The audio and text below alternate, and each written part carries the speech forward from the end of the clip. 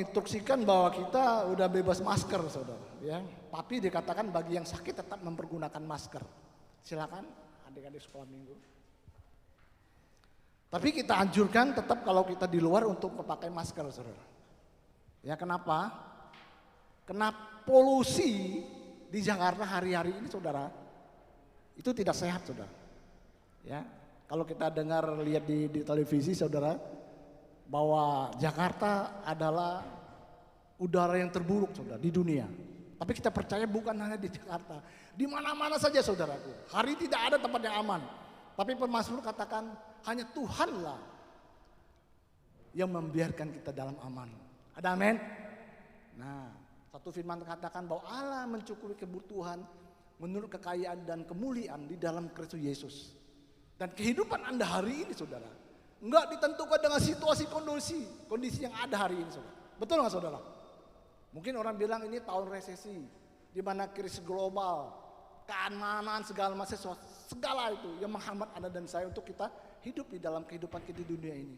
Tapi firman Tuhan jelas katakan tadi bahwa Allah mencukupi segala kebutuhanmu di dalam Kristus Yesus. Enggak perlu bunga abang sampai melonjak 20%. Amin. Enggak ke situasi kondisi apapun, tapi hanya Tuhan, saudara. Dan satu lagi firman katakan seperti ini, saudaraku, bahwa segala perkara dapat kutanggung hanya di dalam Dia, saudara. Betul? Karena Dia yang memberi kekuatan. Coba Anda mulai renungkan hari ini. Saya mulai renungkan, saudara. Di tengah-tengah pergumulan, tantangan, kesulitan saya hadapi, kalau saya hari bisa berdiri di sini, saya mulai melihat. Ternyata kekuatan dari Allah itu tidak pernah meninggalkan Anda dan saya. Cuma kita tidak menyadari, saudara. Kita bilang, Tuhan beri aku kekuatan, Tuhan. Tuhan katakan sama saya, hari ini kamu bisa bertahan, itu semua kekuatan dari aku kepadamu. Waduh, terima kasih Tuhan. Betul nggak, saudara? Amin.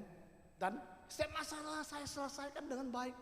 Saya belum mengenai bahwa hikmat daripada Tuhan selalu ada, karena Dia tinggal dalam kehidupan Anda dan saya, saudara. Amin. Nah, berapa minggu kemarin sama minggunya lagi, saudara, Pak Bagus menyampaikan firman sangat luar biasa. Itulah kabar baik, saudara. Kalau Anda dengar di tempat lain, mungkin kitab Wahyu mengenai akhir zaman, sehingga membuat kita takut. Tapi kemarin kita dengar firman 2 minggu ini, saudara, itu dihidupkan olehnya, saudara. Betul nggak, saudara? Ini suatu kabar baik sangat luar biasa. Kalau kita cermati, kita mengerti dan kita jalankan dalam kehidupan kita, ya seperti itulah kita orang percaya, saudara. Amin. Kekuatan kita bukan kekuatan kita, tapi anugerah dari apa Yesus lakukan diberikan kepada Anda dan saya. Ya, saya hidup sebagaimana Kristus hidup. Saya berapa bulan yang lalu pernah janji untuk menyampaikan firman ini, saudara. Tapi saya belum berani untuk menyampaikan. Kenapa? Karena saya bergumul. Kenapa? Sangat sulit sekali, saudara. Kenapa? Karena ini berbicara di dalam roh kita, saudara. Amin. Tapi Pak Bagus kemarin konfirmasi, dia udah menjelaskan segala sesuatu mengenai pribadi kita, siapa kita di dalam Tuhan, bahwa kita dihidupkan oleh Yesus, saudara. Selain pendamai, sebelum kita kenal Tuhan dan hidupnya diberikan kepada Anda dan saya. Kalau kita Kolose pada kehidupan Kristus, itu yang menghidupkan kita, saudara. Betul? Nah, saudaraku, sebelum ini, saudara, kita bawa buka firman Tuhan dulu di Galatia 2 ayat 19 dan 20.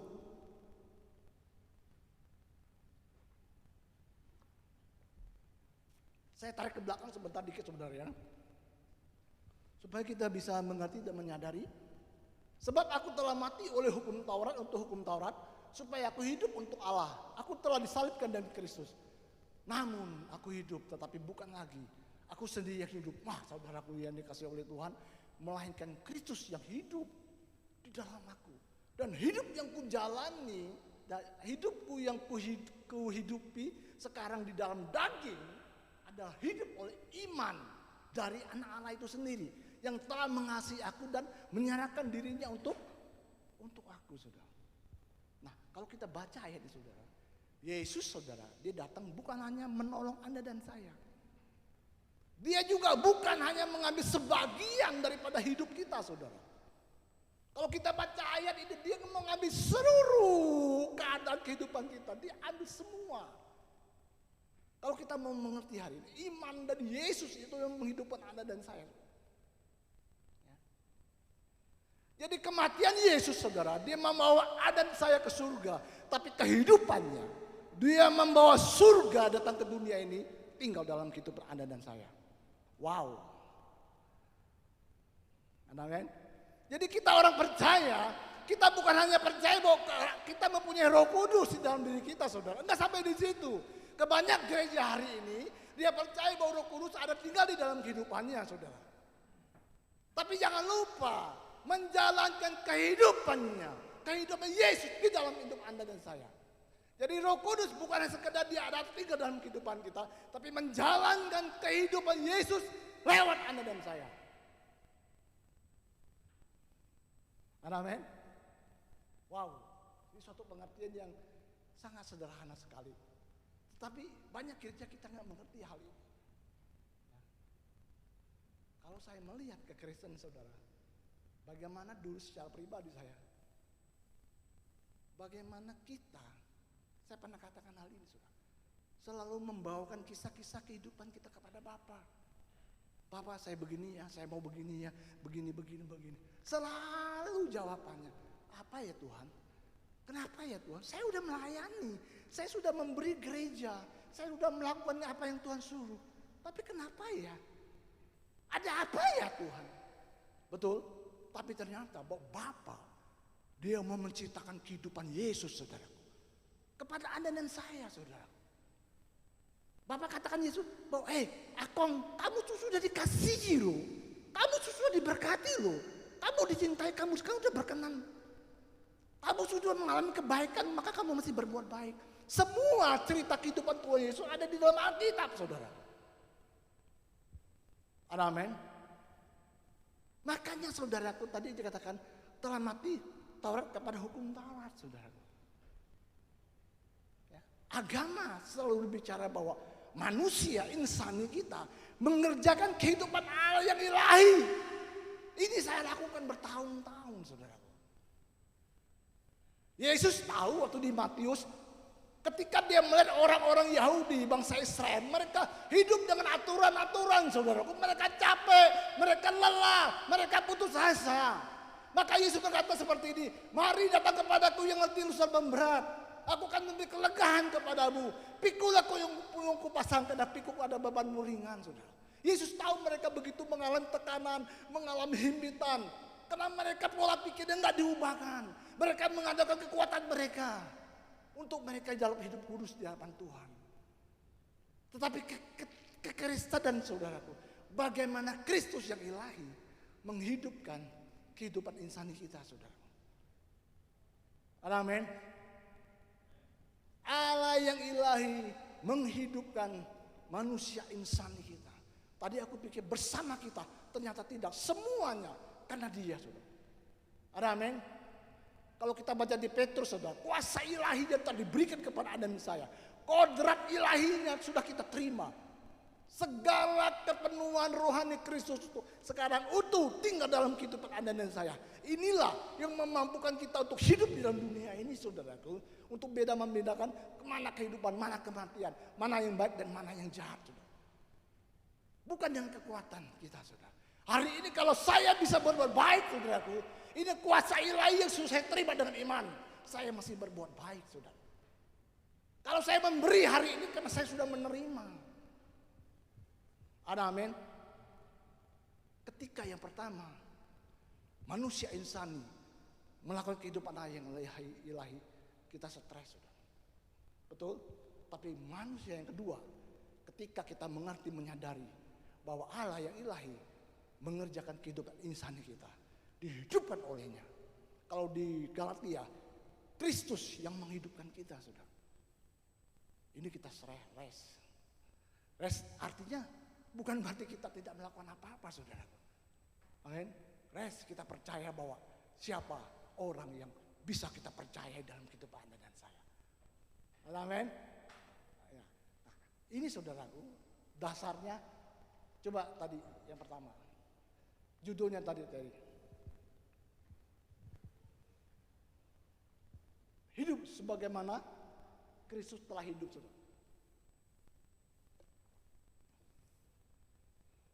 Secara logika, Secara fisik, kita mungkin bertanya, mampukah saya hidup seperti Kristus?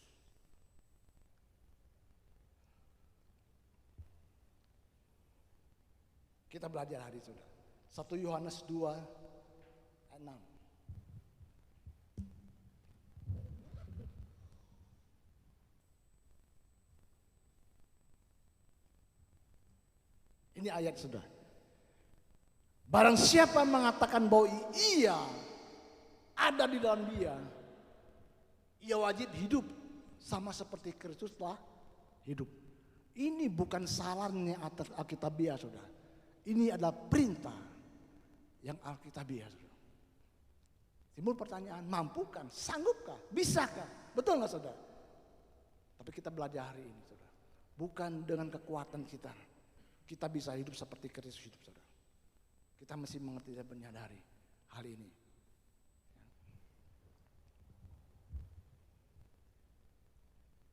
Bagaimana kehidupan Tuhan Yesus, saudara? Dia hidup dalam kesalehan dan kemurnian yang sangat menakjubkan, saudara. Hawa nafsu dunia ini tidak pernah bisa untuk menguasai dia. Dialah yang menguasai segala keinginan tidak wajar dan tidak saleh, saudara. Ada amin? Nah, sekarang saudaraku, Rasul Paulus berkata kepada Anda dan saya, bagaimana caranya kita berkenan untuk melayani Tuhan, saudara. Ya. Kita mau belajar dulu, ya ini ada beberapa segmen, saudara, apa yang harus lakukan, saudara. Tapi saya ambil yang pertamanya dulu, saudara. Ya, bagaimana untuk menghilangkan, bisa nggak saya? Sanggup nggak saya? Apa iya? Saya kan masih hidup di dunia ini dalam daging, saudara. Ya, bisa nggak ya? Ini pertanyaan-pertanyaan yang ada di dalam hati saya, pikiran saya sebagai saya menyatakan firman Tuhan itu. Tapi ini, saudaraku, di dalam roh Anda melakukannya. Amin. Tetapi saya mulai melihat bahwa apa yang ada di dalam roh itu bisa termanifestasi di dalam fisik kita. Kalau pola pikir kita ubah dan kita memahami keberadaan kita di dalam Tuhan. Betul? Dan kita melihat, saya baru menyadari hari ini, saudara, bahwa ada orang-orang, saudaraku, yang begitu sangat luar biasa ketika dia melayani Tuhan. Gerejanya, kehidupannya secara pribadi dengan pengertian yang benar, saudara.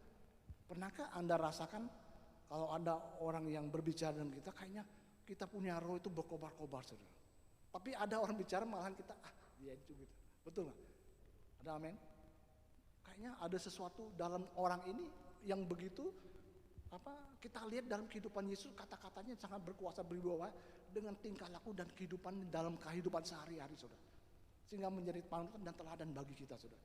Betul nggak? Tanya kita bertanya, Tuhan, dia bisa, kenapa aku nggak bisa? Saudara? Betul. Kenapa? Karena saya mempunyai roh yang sama. Kita lihat hamba-hamba Tuhan yang sangat luar biasa dipakai Tuhan. Mereka menyerahkan hidupnya dan hidup sama seperti Kristus hidup, saudara. Dan bukan hanya dalam roh, tapi alam fisiknya dia praktekkan. Bukan, makanya saya bilang, Tuhan, bukan hanya saya bisa membaca firman Tuhan, bukan hanya saya sanggup untuk mengatakannya, tapi saya mau melakukannya, saudara. Ini sangat berbahagia. Baru kita bisa mengerti suatu kehidupan di dalam Tuhan.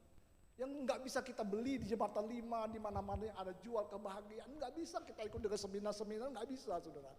Kecuali kita mengerti siapa kita di dalam Kristus, apa yang kita miliki di dalam dia. Dia telah memberi kehidupannya kepada Anda dan saya. Satu tujuannya, untuk menyatakan kemuliaannya, di mana Tuhan tempatkan Anda dan saya, saudara. Sehingga orang melihat, kita melihat Yesus, saudara. Betul? Itu tujuan Tuhan. Dengan pola pikir dan pengertian yang akan kita dengar, saudara.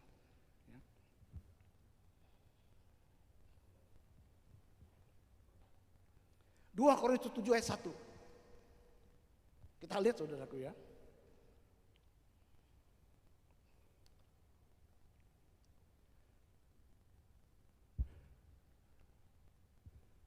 Saudara-saudaraku yang kekasih, karena kita sekarang memiliki janjian itu, marilah kita menyucikan diri kita dari semua pencemaran jasmani dan rohani, dan dengan demikian menyempurnakan kekudusan kita dalam takut akan Tuhan. Ya, kalau kita baca firman ini, saudaraku, ya, menyucikan diri kita. Alkitab tidak berkata bahwa Tuhanlah yang menyucikan kamu. Tidak, saudara.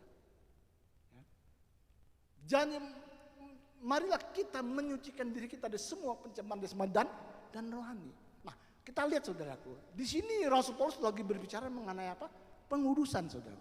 Kita tahu bahwa darah Yesus, saudaraku, itu telah menguduskan kita, mengampuni segala dosa-dosa kita. Ini berbicara mengenai apa tengah Tuhan Yesus lakukan yang diberikan kepada Anda dan saya.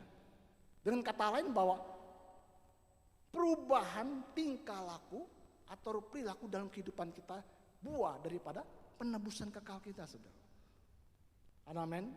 Jadi transformasi yang mestinya terjadi akibat atau buah dari penebusan kekal kita, saudara. Ya.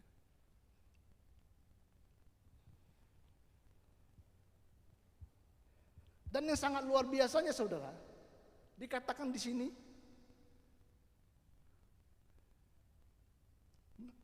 dari semua, saudara. Ya, saya agak sedikit kalau multimedia, saudara. Kalau Pak Bagus di sini pas sudah tanda merah, saudara. Merah di sini merah, saudara. Tapi nggak apa-apa, saudara, ya. Ya. Semua. Paulus bukan berkata bahwa sebagian atau beberapa atau sebagian kecil, enggak, semua. Wow. Tambah bingung lagi kita. Apa bisa? Semua. Ya, enggak bilang beberapa atau sebagian besar lah kekudusan menyucikan diri kita di semua pencemaran jasmani dan rohani, dan demikian menyempurnakan kekudusan kita dalam takut akan Tuhan semuanya, saudara. Nah, 1 Petrus 1 ayat 15. Nah, ini menyempurnakan lagi, saudaraku. Tambah pusing lagi kita, saudara.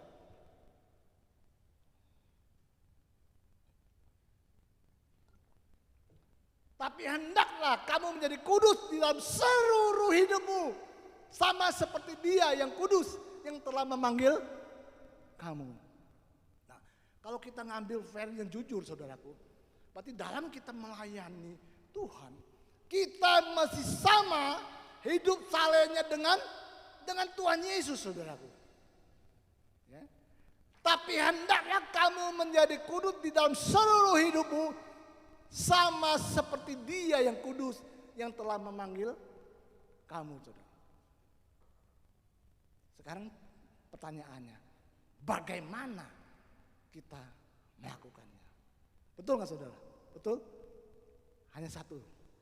Anugerahmu, anugerahmu Tuhan. Lewat anugerahnya, saudara. Kita mesti tahu bahwa anugerah Tuhan, kasih karunia Tuhan, bukan ketika kita mati kita mendapat kehidupan yang kekal bersama dengan Yesus di surga itu saja, saudara. Tapi dalam kehidupan kita di dunia ini, anugerahnya selalu ada dan menopang kehidupan Anda dan saya. Anugerah yaitu kuasa, pelimpahan kuasa Allah yang secara cuma-cuma diberikan kepada Anda dan saya, memampukan kita untuk melakukan sesuatu di luar kemampuan kita sendiri. Amin. Makanya waktu Paulus bertanya kepada Tuhan, Tuhan berkata, cukuplah kasih karuniaku bagimu. Justru di tengah kelemahanlah masa kuasaku sempurna di dalam engkau. Maka saya melihat Rasul Paulus, rasul yang sangat luar biasa. Apapun yang dihadapi, tantangan apapun yang dihadapi, apapun, saudaraku. Kalau kita baca di Kisah Para Rasul, saudaraku, di mana pisau, golok, tombak semuanya udah di leher, siap untuk menganiaya dia untuk mati, saudaraku.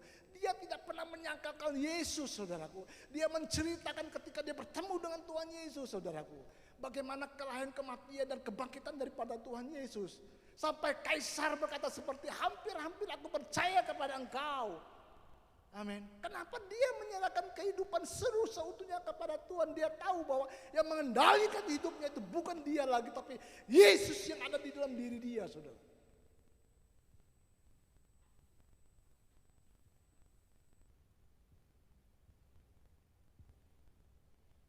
Sangat luar biasa.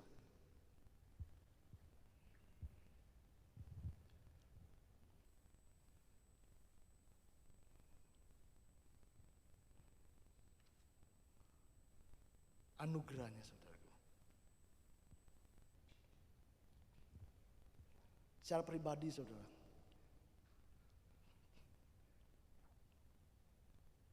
saya bisa memahami Injil kabar baik sekitar waktu kami membuka gereja ini saudara, dari Pak Bagus kita saudara. Bertahun-tahun saudaraku, bagaimana saya berusaha untuk kudus dengan kemampuan saya sendiri, bukan dengan kemampuan Tuhan saudara. Saya rasakan dalam pelayanan saya sangat luar biasa saudara. Tetapi secara pribadi saya tidak mengalami Kristus, saya jujur saudara. Saya loncat gereja tinggi saudaraku. Tetapi kehidupan saya berantakan saudara. Sampai istri bilang saya jahat, anak-anak bilang saya jahat. Saya lebih mengutamakan apa yang saya lakukan dengan kemampuan kekuatan saya. 1, hanya minta perkenanan Tuhan. 2, minta dikasihi Tuhan. 3, minta berkatnya saudaraku. Enggak ada lain. Saya bilang, untuk apa saya ikut Tuhan? Sama seperti waktu saya menyembah berhala saudara. Saya pergi ke dukun, saya belajar ilmu-ilmu pintar saudara. Untuk ada satu, hanya minta berkat Tuhan. Keluarga saya dipelihara saudaraku. Amin. Sehingga suatu saat saudaraku, bagaimana ketika perjamuan kudus sudah selesai, saya antar saya, anak saya masih kecil saudara. Waktu pulang sampai rumah, waktu saya nggak tahu gimana dia keluar dari mobil saudara, kakinya saya gelindesin saudara. Saya bingung, saya mau maju atau mundur saudara. Saya tuh lupa sekarang maju atau mundur. Mundur kalau nggak salah, kalau maju tambah banyak. Mundur, saya maju. Udah itu sebentar buka langsung bung gede saudara. Malam saya nangis, Tuhan, aku kan sudah minta ampun kepada Tuhan. Tadi aku perjamuan kudus, tapi kenapa kaki anak saya lindas? Apakah dosa saya nggak diampuni? Apa salah saya Tuhan? Amin. Satu-satu berkata bahwa kekudusan itu bukan daripada dagingmu, buah daripada anugerahku. Amin. Dosa tidak bisa menghalangi kasih karunia Tuhan. Tapi kasih karunia Tuhan bisa menghentikan dosa, saudara. Ada amin. Ketika kita berfokus kepada kasih Tuhan, lihat, dosa itu bukan halangan lagi buat kita, saudara. Hal-hal yang mendukakan Tuhan itu bukan halangin lagi bagi kita, saudara. Apalagi setan, saudaraku, itu bukan halangin lagi baru orang yang mengerti kebenaran. Kenapa? Karena kebenarannya akan membebaskan kita, saudara. Ada amin. Maka Yesus berkata, sebagaimana dia selalu terhubung kepada Bapa, apa yang dapat dilakukan semuanya daripada Bapa, apa yang dia miliki semuanya daripada Bapa. Makanya Yesus juga mau kita terhubung dengan dia. Apa yang dapat kita lakukan sumber dari dia. Apa yang kita miliki itu dari dia semuanya, saudaraku. Enggak ada kita mengambil alih dalam kehidupan kita. Kekudusan itu bukan perbuatan dagingmu, tapi buah dari anugerahku. Ini yang kita lewati dalam kehidupan kita, saudara. Bagaimana kita, apalagi kejar kekudusan tanpa kekudusan, satu orang melihat Tuhan. Aku semakin bergairah untuk mengejar Tuhan, saudaraku. Aku berbicara mengenai mengenai kasih karunia, tapi aku hidup di dalam legalisme, saudara, dengan kekuatan kemampuanku sendiri, saudara. Sehingga orang-orang di sekitar saya merasa tidak nyaman. Kemunafikan terjadi hari-hari ini, saudara. Di mana gereja saya ngomong kasih. Saya seperti malaikat, disalamin orang, tapi di luar saya seperti pendekar. Sedikit-sedikit marah, mau berkelahi segala macam, saudaraku. Bagi kita seorang hamba Tuhan. Sehingga banyak kemunafikan di dalam diri kita. Karena kita tidak mengerti pola pikir Tuhan, Injil kasih karunia, saudara. Ada amin. Kalau saya mengerti hari ini bahwa Tuhan itu begitu mengasihi saya, nggak mungkin saya akan melakukan sesuatu yang menyakiti hati dia. Walaupun saya tahu di luar saya ada kesempatan, saudaraku, orang-orang itu menggoda kita sebagai laki-laki, sebagai bapak, saudaraku. Tapi saya tahu di rumah ada seorang istri yang begitu mengasihi saya. Betul, enggak mungkin saya mau menyakiti hati dia. Orang yang begitu mengasihi saya, yang memberi saya terus sampai 5 orang Tuhan beri. Enggak mungkin saya untuk menyakiti hati dia, saudara. Walaupun itu ada kesempatan, bukan enggak ada kesempatan, saudara.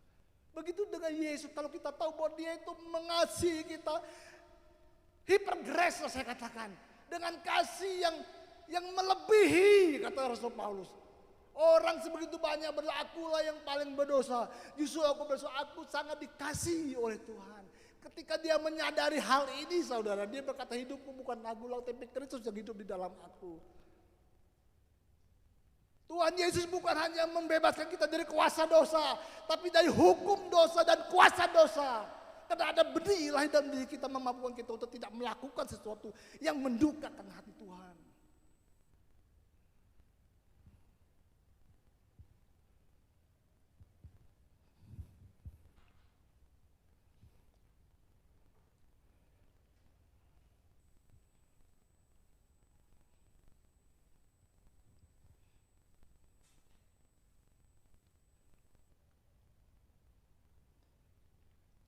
Orang percaya saudaraku, berusaha untuk menjalani kehidupan yang saleh dengan kemampuan mereka sendiri. Apa yang terjadi ketika kita berusaha menjalani kehidupan yang kudus dengan kemampuan kita saudara? Saya katakan tadi, kita menjadi kaum yang legalisme saudara. Kaum ini apa? Kemunafikan secara terjadi saudara. Kita berbicara secara keras tentang moralitas, namun di dalam hati dan secara diam dan kita hidup secara berlawanan. Sehingga kita banyak kemunafikan kita di dalam gereja. Maka harus berkata, kasih jangan pura-pura. Kasih mesti sungguh-sungguh tulus daripada Tuhan. Tapi sekarang kita jalanin dengan kasih kita yang pura-pura.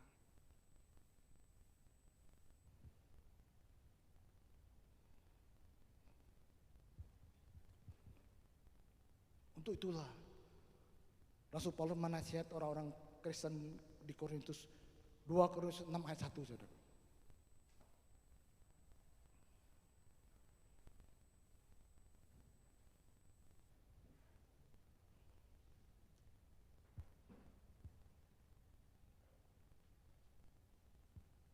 Sebagai teman-teman sekerja, kami menasihatkan kamu supaya kamu jangan membuat menjadi sia-sia kasih karunia Allah yang telah kamu terima. Saudara.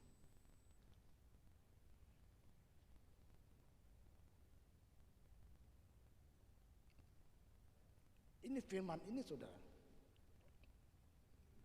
Sehingga banyak orang-orang salah dalam mengartikan daripada menyia-nyiakan kasih karunia ini saudara. Sampai ada orang berkata seperti ini. Buat apa kita berdoa? Buat apa kita memuji menyembah Tuhan? Tuhan kan udah mati dan kita udah terima segala-galanya. Buat apa? Dia ada dalam kita kok. Jadi liar saudara. Oh nggak apa-apa lah kita berbuat dosa. Bahkan orang katakan Injil kasih karunia mengizinkan kita untuk berbuat dosa. Jadi liar saudara. Sehingga waktu pertama-tama mengenai hypergrace saudaraku gereja ribut semuanya. Karena salah dalam memahami. Memang ada orang-orang seperti itu saudara. Sehingga terlalu liberal saudara. Sehingga nggak ada aturan semua saudara. Suka-suka dewe. Aku boleh kok hidup seperti mana. Aku hidup seperti yang sebelum aku kenal Tuhan. Nggak apa-apa. Kita kan masih di dunia ini. Yang keselamatkan bukan dari perbuatan kita. Semuanya kena daripada apa yang Yesus di kayu salib. Kita berlindung di anugerah. Ini yang kita katakan. Oh, jangan menyia-nyiakan anugerah Tuhan. Udah nggak saudara? Ini saudara, ini pengajaran yang sangat. Tapi kami Pak Bagus di sini kita tidak pernah mengajar hal seperti ini saudara. Ya. Dengan kata lain saudara, aku bisa melakukan apapun yang aku inginkan karena keselamatanku bukan berdasarkan perbuatanku, berdasarkan apa yang telah dilakukan Yesus bagiku. Aku dilindungi oleh anugerah. Jadi sama sekali tidak ada keyakinan kita untuk hidup saleh. Dapatkah kita menyia-nyiakan anugerah? Ini menggambarkan anugerah secara buruk, tujuan daripada anugerah dan kuasa Allah dalam kehidupan Anda dan saya.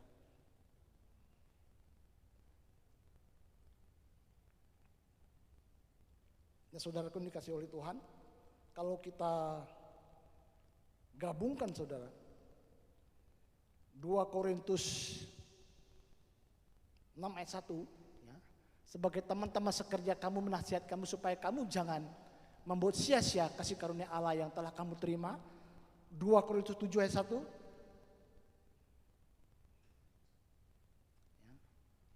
Karena kita sekarang memiliki janji itu, marilah kita mensucikan diri kita dari semua pencemaran jasmani dan rohani, dan dengan demikian menyempurnakan kekuduan kita dalam takut akan Allah. Nah saudaraku, jadi anugerah saudaraku adalah hadirat Allah di dalam hidup saya saudaraku, di dalam hidup kita, yang memampukan kita, memberi kemampuan kita untuk melakukan yang tidak mungkin saya lakukan dengan kemampuan kita sendiri. Seperti menyucikan diri kita sendiri, pencemaran jasmani dan rohani, dan menyempurnakan kekudusan kita dalam takut akan Tuhan. Amin. Jadi hari ini saudaraku, nanti ada lagi kelanjutnya, ya, bagaimana kita melihat bahwa Yesus mencukupi atau memenuhi kebutuhan manusia. Dan kalau kita mengerti hal ini, ada dalam saya, kita juga sama seperti Kristus saudaraku.